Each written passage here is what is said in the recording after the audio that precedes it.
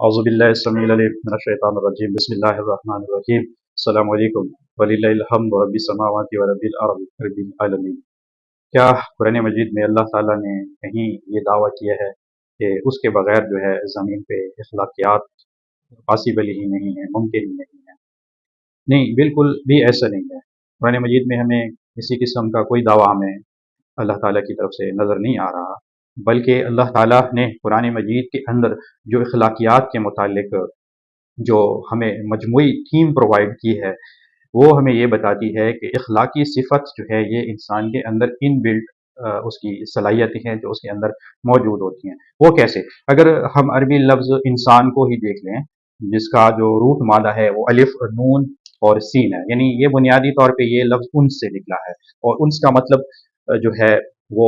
हम सब जानते हैं कि मानूस होना है, उल्फत पैदा करना है, समाजी रवाबित को कायम करना है और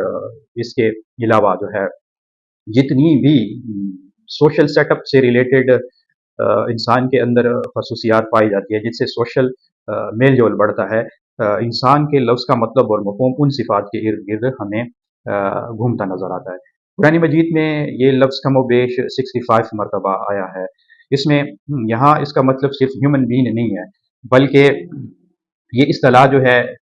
बहुत वसी तर जो इंसान के मुख्तलिफ पहलू हैं, उनको उजागर करती हुई नज़र आती है। जैसे कि इसको अक्ल रखने वाली मखलूक कहा गया है, इखलाकी ज़िम्मेदारियाँ पूरे करने वाली मखलूक कहा गया है, इम्तिहान और आजमाइश की सलाहियत रखने वाली मखलूक कहा गया है। इसी तरह इसको जल्दबाज मखलूक भी कहा गया है, इसको कमज़ोर मखलूक भी कहा किया गया है और इसको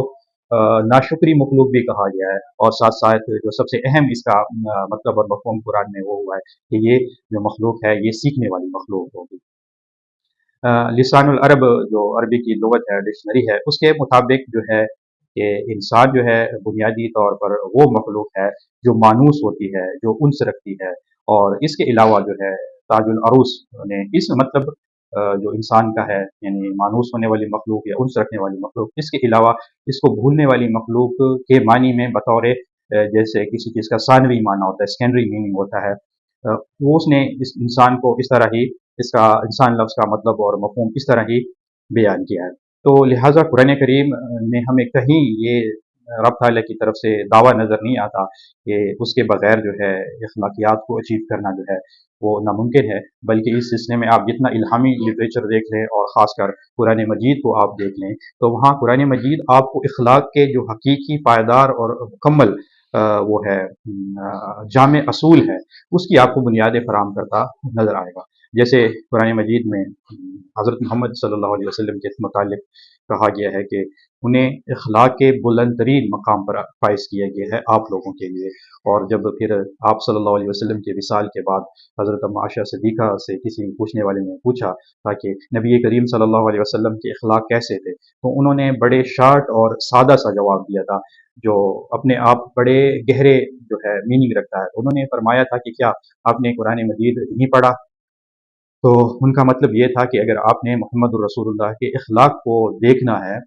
तो आप कुरान मजीद को पढ़ लें। तो कुरान मजीद की जो ऐसे अमली तस्वीर थी वो हज़रत मोहम्मद सल्लल्लाहु अलैहि वसल्लम के अखलाकियात थे, जिनको इंसानियत के लिए एक अमली नमूना बनाकर भेजा गया। तो एट द एंड हम ये कह सकते हैं कि कुरान मजीद में अल्लाह ताला कहीं ये दावा नहीं कर रहा कि उसके बगैर अखलाकियात पॉसिबल ही नहीं, अखलाकियात अचीव भी नहीं किए जा सकते। तो जिसने भी ये दावा किया है मेरे ख़्याल में उनकी इल्म या उनकी मालूमात में कुरान मजीद में अखलाकियात के मुतालिक उन्होंने ना तो पढ़ा है और ना इस हवाले से उन्होंने कोई जो है तहकीक या रिसर्च का काम किया है।